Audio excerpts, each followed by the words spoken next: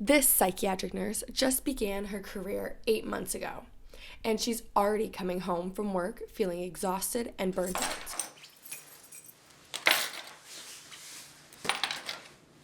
She says some weeks she works 70 hours. Now, she says, it's making her physically sick. I feel like I'm very short-tempered.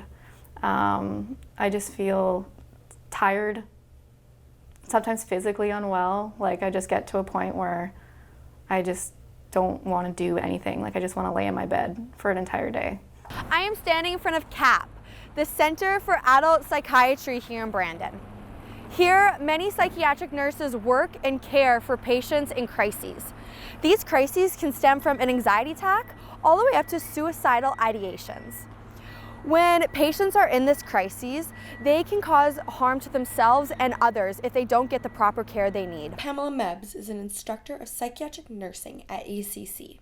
She says she's seen how the burnout of seeing a small number of nurses having to care for a large number of patients is causing high levels of anxiety and stress. But we do deal with a lot more sensitive topics.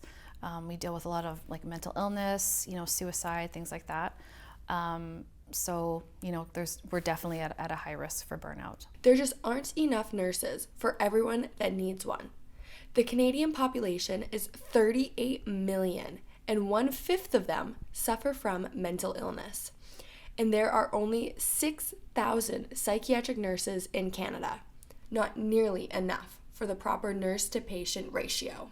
We're unionized, so the union could step in and say, absolutely not, they can't do any more than 16 hours, a double shift, because after that you're exhausted, you're not thinking correctly, that's where mistakes can happen. So, but that being said, if there's no nurse to come and relieve you, you're basically forced to stay. The government is taking steps to recruit more nurses in hopes of giving people like Stritz a break, but she says the real problem is hospitals aren't hiring more nurses.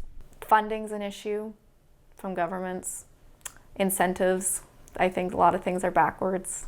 They're trying to do incentives to make nurses work, but they're not willing to hire more, so it just doesn't really equal out very much. I don't really understand it. After numerous emails and phone calls, the Minister of Health's office did not respond with its stance on burnout in psychiatric nursing or comments on future plans they may have in place.